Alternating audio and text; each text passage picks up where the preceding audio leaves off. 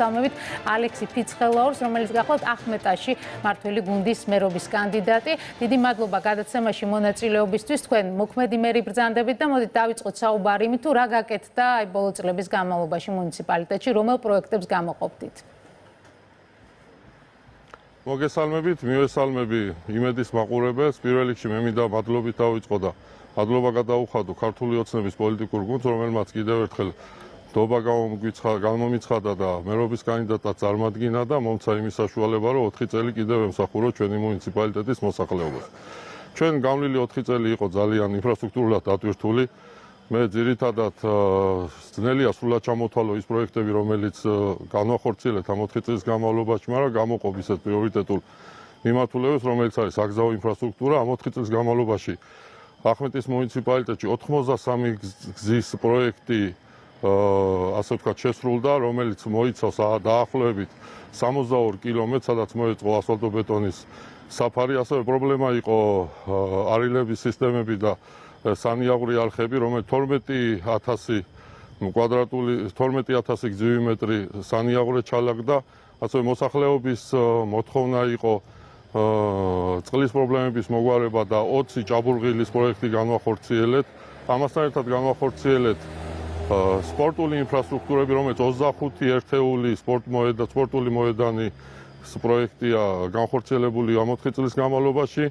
აქ მოიცავს როგორც ღია სავარჯიშო სივრცეებს, ასევე მინი სტადიონებს. ამასთან ერთად მოსახლეობის მოთხოვნით 18 დასასვენებელი სკვერის პროექტი განხორციელდა ჩვენ მუნიციპალიტეტში. სკოლამდელი აღზრდა იყო კიდევ ძალიან პრიორიტეტული, 36 საჯარო, 36 საბავშვო ბაღი გვაქვს მუნიციპალიტეტში და აქედან საერთო ჯამში 13 აშენდა და სრული რეაბილიტაცია ჩაუტარდა და ეს პროცესი რა თქმა უნდა შემდეგშიაც გაგრძელდება. სტიქიის გარეშე ვერ ჩვენ ვერ გადავრჩით და ძალიან მძიმე პერიოდიც ჰქონდა და 180 სახლზე მეტის სახურავის დაფარება მოახერხეთ.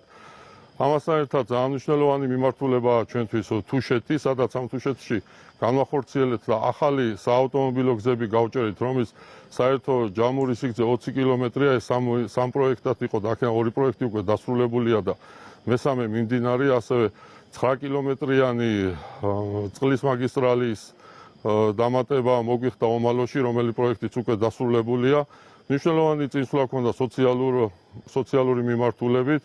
თითქმის ამ 4 წლის განმავლობაში გავაორმაგეთ სოციალური პაკეტი და ჯამში შეიძლება ითქვას, რომ 12,000 ბენეფიციალზე მეც მომემსახურეთ და დაუფინანსეთ ის სხვადასხვა საჭიროებები, რომელიც განცხადებებში მოგვართეს. მე ხათ დაწვრილებით აღარ ჩამოვთვლით მოქალაქეთა ჩართულობით. დიახ, გასაგებია, საინტერესოა გამოწვევებზეც რომ ვისაუბროთ.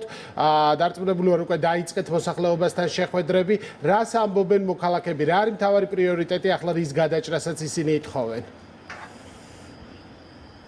ზემოჩამოთვლილი პრობლემები ალბათ ჯერ კიდევ გვჩება მუნიციპალიტეტში და გავაგრძელებთ ამ პრობლემების აღმოფხვას მომავალ 4 წელში, მაგრამ ამასთან ერთად დაგეგმილია დიდი პროექტებით, რომელიც უნდა აღვნიშნოთ აუცილებლად.